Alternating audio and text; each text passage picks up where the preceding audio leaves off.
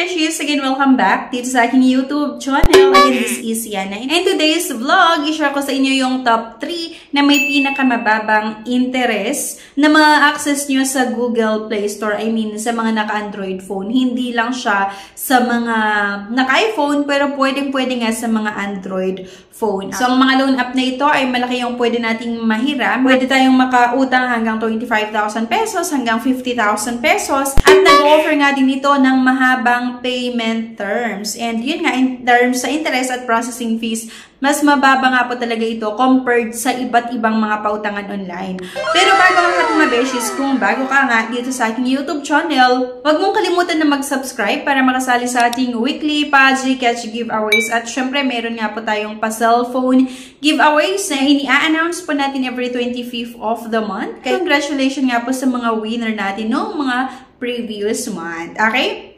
Let's get back to the topic. Bali, ang number 1 mga beshies na napakagandang utangan na loan app ay itong si Tala. Pwede kayong makahiram hanggang 25,000 pesos at tuwang-tuwa ako dito kay Tala talaga. Kasi nung umutang ako, hindi lang 30 days yung ino-offer nila na loan terms, kundi nag-offer po ito hanggang 2 buwan at legit po talaga yung 2 months na in-offer nitong si Tala na long term. So, kung i-compare talaga natin sa ibang mga loan app, diba, hanggang 7 days lang, kahit paulit-ulit kang umutang sa ibang mga loan app or loan shark, ang in-offer lang talaga nila na loan terms ay 7 days, 10 days, puro 7 days, 10 days, ganyan, pabalik-balik na lang, minsan 14 days. Pero sobrang tuwa ko kay Tala, kasi maliban sa mababang interest at processing fees, hanggang 25,000 yung pwedeng mangutang, ayun nga, hanggang 2 months po yung ino-offer nito na payment terms. At makikita nyo nga, or pwede nyong ma-download si Tala sa Google Play Store. At kung makikita nyo, doon sa app nila, merong 662 reviews. So, ibig sabihin, marami na rin talaga yung nagtitiwala dito kay Tala. Try or apply at your own risk. Option nyo pa rin naman kung gusto nyo umutang dito or hindi.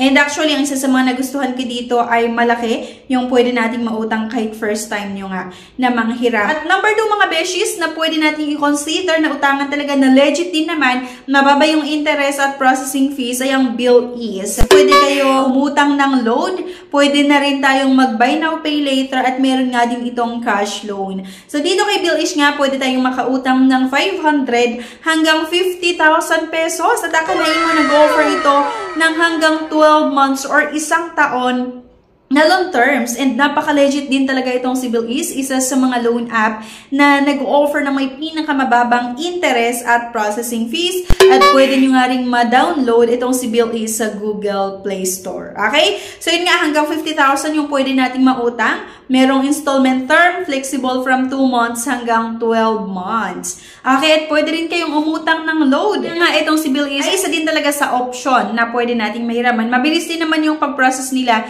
ng ating loan application as long as kompleto yung mga requirements na na-submit nyo. At number 3 mga beshies, na isa sa mga inuutangan din natin or pwede nyong utangan, legit din talaga ito kasi nag-offer nga ng mas mababang interest at processing fees at meron ito hanggang 3 months na long term. Ang One Hand online cash loan, under nga ito ng WeFund Lending. Kay One Hand mga beshies, pwede nga rin tayong umutang hanggang 25,000 pesos and actually mahaba din po yung ino-offer ni One Hand na loan terms. Kahit first time mo na umutang dito, nag-offer pa rin ito ng 1 month na loan terms. Pwede pang humaba yung i-offer ni One Hand na loan terms, basta nga po lagi tayong nagbabayad on or before yung due date. At itong si One Hand nga, katapat na rin or pwede na rin natin ipantay kay BillEase at kay Tala kasi nag-offer nga din ito ng lower rate or lower interest rate at processing fees. Okay?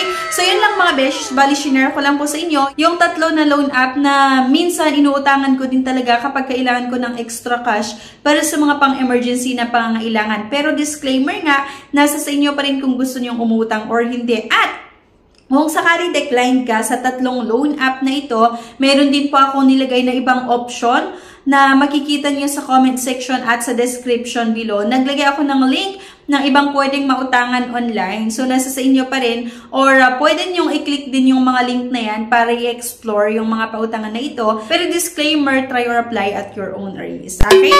So, anyway guys, thank you for watching. Please don't forget to click the subscribe button. Sana i-like nyo din yung ating video at huwag nyong kalimutan na i-share. Thank you at see you on my next video. Bye-bye! Subscribe na para makasali sa pa-GCash at cellphone giveaways na mai-announce every 25th of the month. Mechanics. 1. Find the 3 words in this video. 2. I-comment ang 3 words in order. 3. Like this video, subscribe, comment, and share. If declined sa bank and other loan apps, pwede niyong subukan yung ibang options. See the links sa description at sa comment section below. Click the link and apply. Disclaimer, try or apply at your own risk. No time to apply for a bank personal cash loan? Yana's here to help you. I assist pre-qualified clients with basic monthly income at least 25,000 per month. Hassle-free at walang fee.